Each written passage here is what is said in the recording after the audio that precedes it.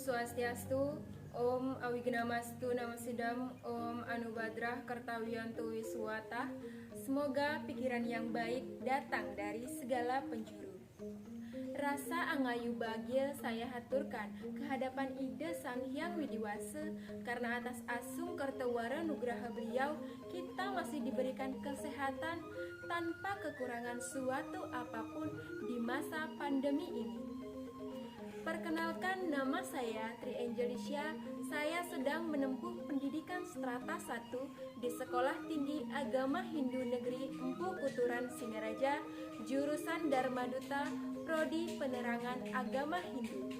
Dan pada kesempatan ini saya akan membawakan sebuah dharma wacana yang berjudul Satwika Yadnya Bapak Ibu umat sedharma yang berbahagia. Di dalam agama Hindu sangat erat kaitannya dengan upacara atau ritual, yang mana di dalam agama Hindu upacara atau ritual ini disebut dengan yadnya. Yadnya adalah korban suci atau persembahan secara tulus ikhlas tanpa pamrih. Nah, yang menjadi pertanyaannya adalah mengapa kita harus melaksanakan yadnya? Sebagaimana ditegaskan di dalam Bhagavad Gita Adhyaya 3 Sloka 10, dinyatakan Sahayadnya Praja Srastwa Puro Waca Prajapati Anena Prasawi Shadwam Esawo Stuistaka Madu, yang artinya pada awal masa penciptaan Brahman menciptakan alam semesta ini beserta isinya melalui dengan yadnya dan bersabda, berbahagialah engkau dengan pelaksanaan yadnya, karena sesungguhnya pelaksanaannya menganugerahkan segala sesuatu yang ingin dicapai untuk kebahagiaan dan mencapai kebebasan.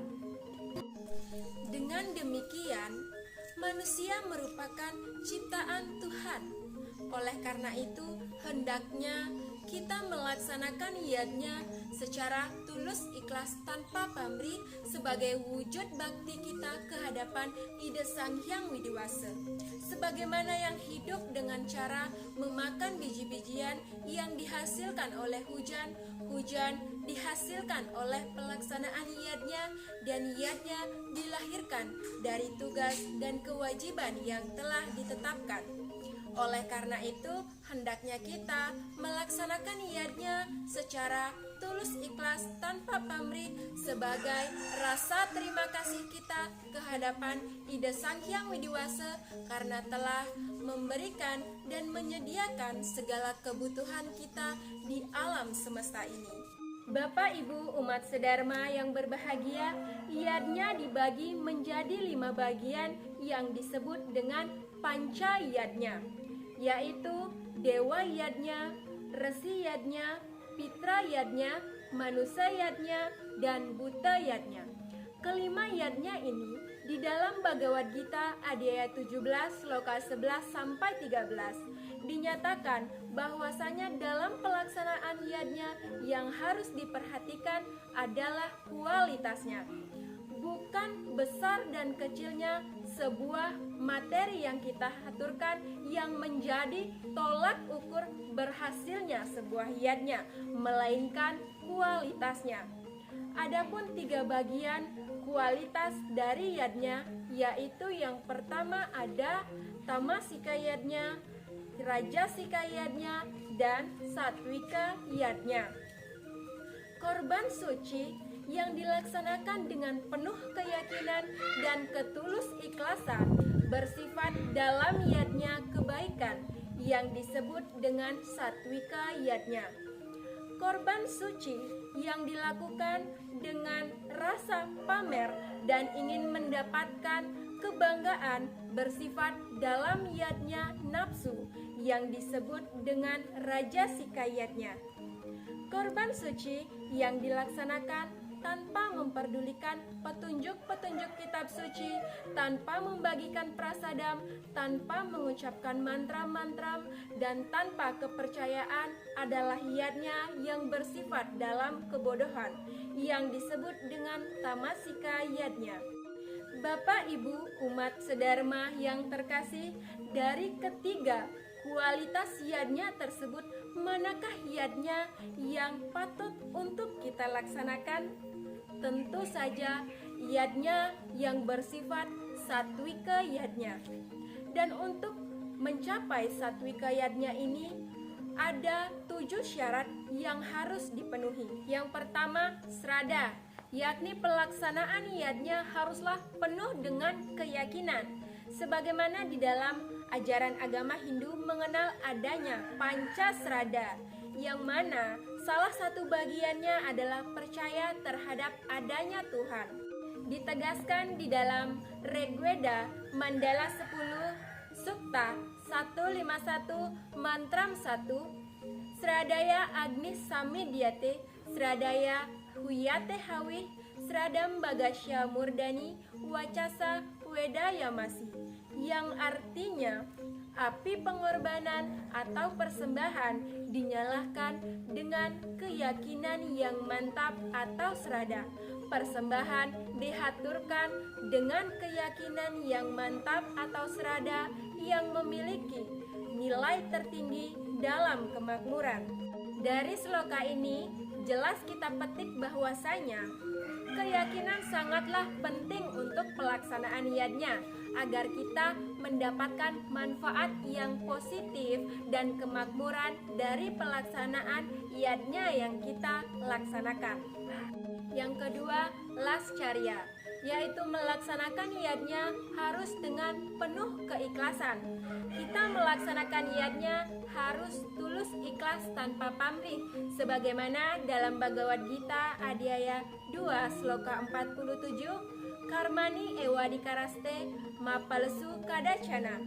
Kewajibanmu hanyalah berbuat tanpa mengharapkan hasil atau imbalan dari perbuatan yang engkau lakukan. Yang ketiga, yaitu sastra, yang mana pelaksanaan yadnya haruslah bersumber dari ajaran Weda.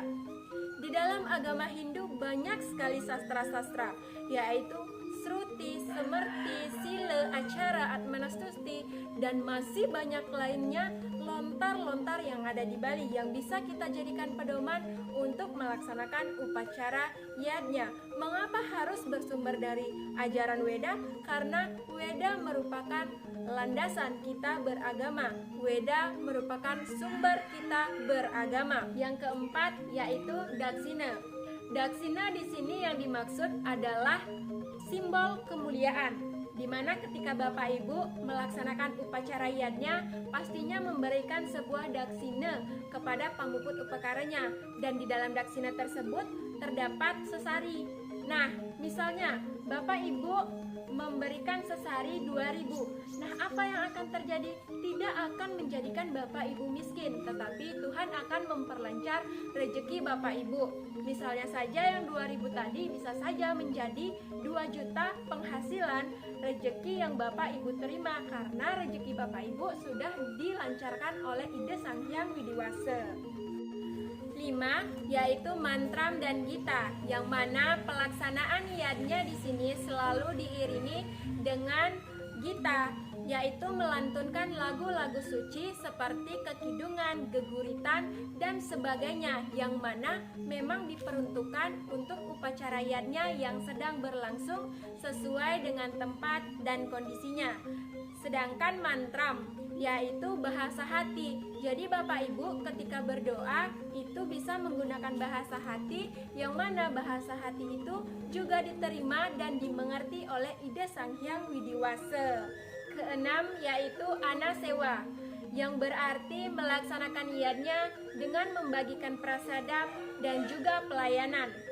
Membagikan prasadam di sini maksudnya yaitu ketika Bapak Ibu melaksanakan upacara yadnya pastinya menghaturkan persembahan berupa makanan atau buah-buahan. Nah, makanan dan buah-buahan ini setelah upacara yadnya akan dinikmati bersama-sama dengan orang-orang yang hadir menghadiri acara upacara yadnya yang Bapak Ibu lakukan. Dan bentuk pelayanannya yaitu contohnya ketika melaksanakan persembahyangan Purnama Tilem, jero mangku akan memuput upakarya dan memercikan tirta serta membagikan bija.